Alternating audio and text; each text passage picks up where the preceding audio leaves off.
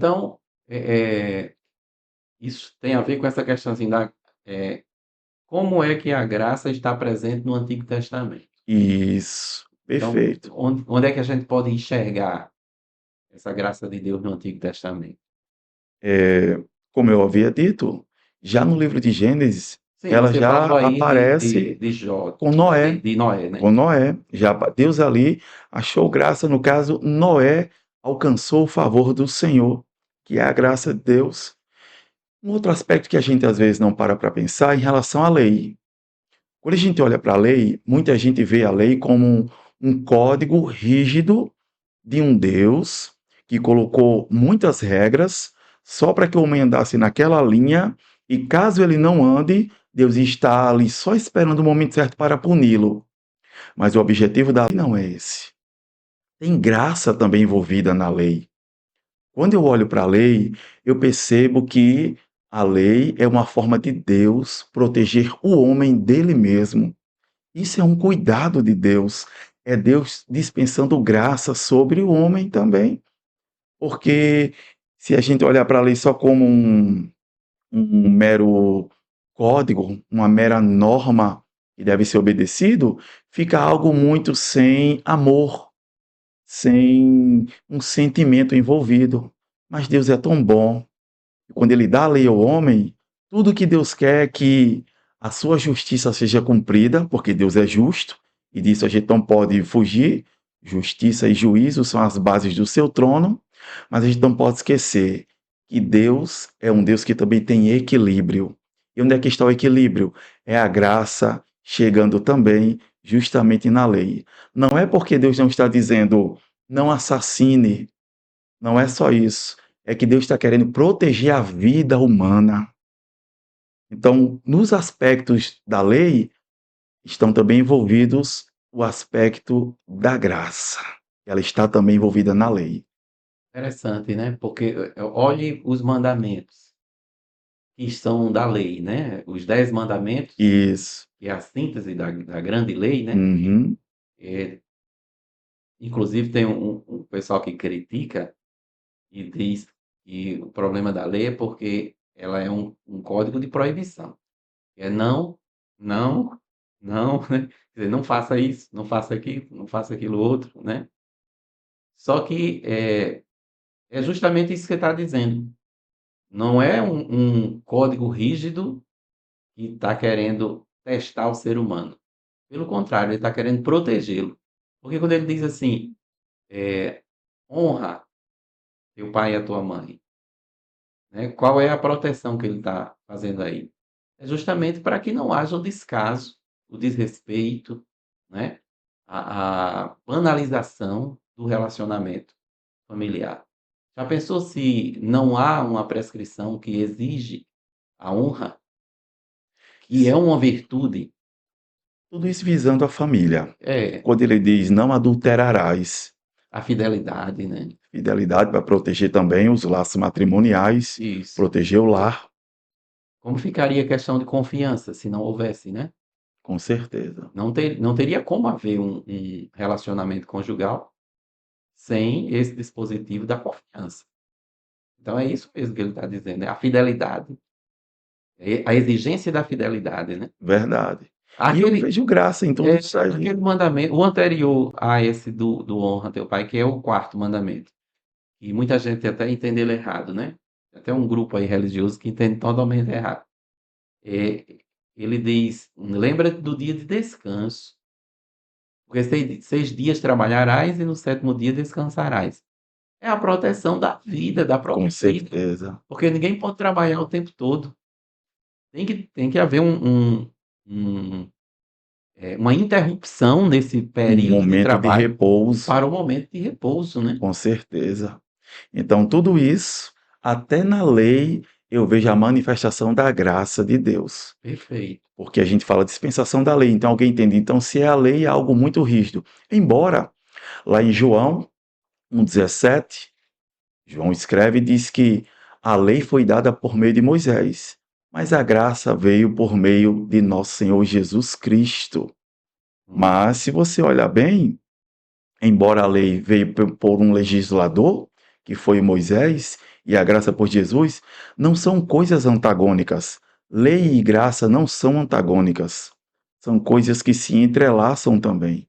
A questão é: Moisés viveu em um período, Jesus Cristo veio em outro período, mas a graça já estava lá atuando. Só que agora ela se manifesta de uma forma onde todos os homens podem vê-la.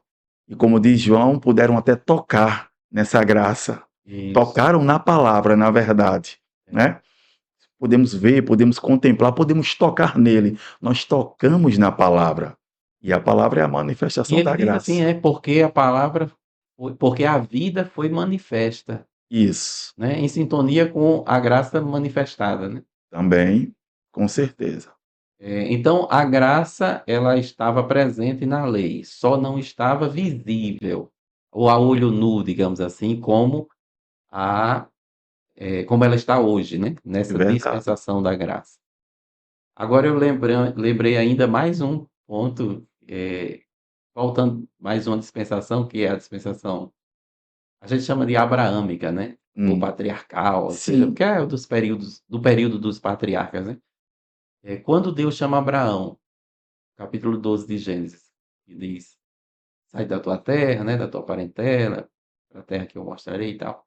Ele diz assim: "Abençoarei os que te abençoarem, amaldiçoarei os que te amaldiçoarem, eh, engrandecerei teu nome". Aí ele diz assim: "Em ti serão benditas todas as famílias da terra".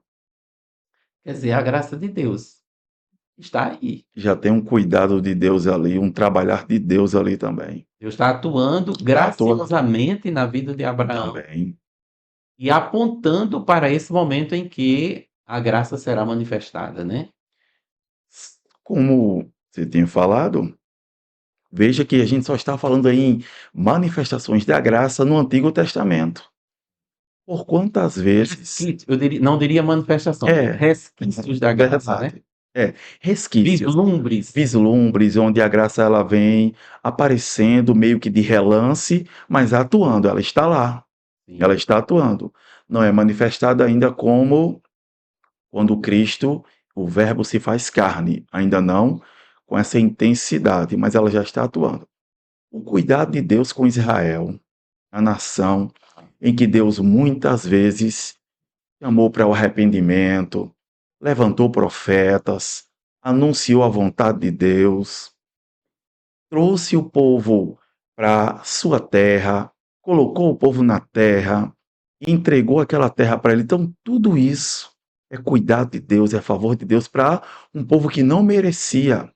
Mas Deus diz: vocês são meu povo, vocês são a menina dos meus olhos. Vou levar vocês para a terra prometida. E levou de fato, colocou o povo lá e cuidou do povo. Mas por muitas vezes, Deus teve que levantar profetas no meio do povo para alertar que o povo estava tomando um caminho errado, um caminho distante da vontade de Deus. E Deus manifestou sua graça muitas vezes, por diversas vezes. Livro dos Juízes é um livro ali onde a manifestação da graça ela é algo espetacular, porque por muitas vezes a nação ela cai em pecado e aí Deus permite que uma nação estranha vizinha subjugue o povo, eles amargam sob esse jugo, se arrependem, se voltam para Deus pedindo misericórdia e perdão, e Deus atende levantando um juiz e livra o povo. Então, tudo isso são vislumbres desta graça também lá na antiga aliança. sim. Davi, no seu grande pecado, que foi duplo, né, Verdade, foi 2 em 1, o adultério, né, e o assassinato. verdade. Mas aí qual o resultado da do relacionamento de Deus com Davi, ou de Davi com Deus, depois disso, né? A partir daquela repreensão de Natã, o Hum, profeta. O Senhor traspassou teu pecado. O que é isso senão a graça, né? graça. Ali já era um vislumbre de Cristo naquele momento, trazendo É, para ele algo que Davi não merecia. Quando ele enumera as tribos, né, para colocar a força, do seu braço em Sim, evidência, né, o mostrar poder bélico, a né. imponência do seu reinado, mostrar que era um rei que tinha um poder bélico muito grande disponível ali a ele. Aí quando vem a repreensão, tem 3 opções, né, para ele, seguir. Mas a última opção era vir uma peste, uma praga, alguma coisa Sim, assim sobre e era Deus que traria para o povo para castigar, né, e depois ia estar resolvido. sim, Aí Davi escolhe essa terceira opção, né, porque ele diz, "Não quero cair na mão dos homens, eu prefiro cair na mão de Deus porque ele é misericordioso". pronto. Mais uma vez a graça, né. Então, e claro, dizendo isso, a gente também toma um cuidado, porque talvez alguém que esteja a nos assistir, a nos ouvir, entenda que parece que essa graça, ela toma alguém que está com um problema de pecado e ela simplesmente vai lá e segura a situação e pronto. Mas a Até o graça de termo hoje em Deus dia para esse, você sabia, Edgar? Para esse mal entendimento aí, é é a chamada graça barata. graça barata, Estão usando essa expressão, né. que não valorizam, não entendem a força dessa graça e banalizam ela. É algo banal, você fique à vontade como você quiser, viva a sua vida do seu jeito, já que você tem a graça, fique tranquilo, porque você não vai sofrer nenhum infortúnio, porque a graça de Deus está disponível para você. E isso é totalmente antibíblico. Por exemplo, o fato que você citou de Davi. Davi teve o pecado traspassado. E quem lê a história de Davi só até esse momento diz: houve injustiça. Como é que um homem comete um pecado tão grave e simplesmente alguém chega e diz: pronto, está resolvido? De fato, foi resolvido entre Davi e Deus. Mas a vida de Davi não foi fácil a partir daquele momento para sempre, para frente. Houve consequências. Consequências.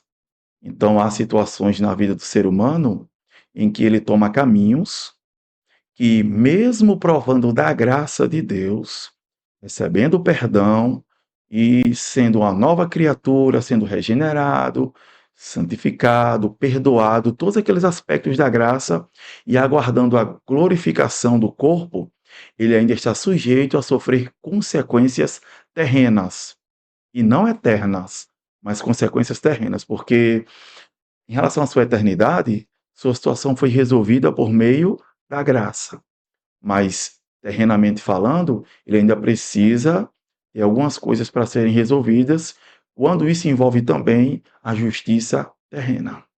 Sim.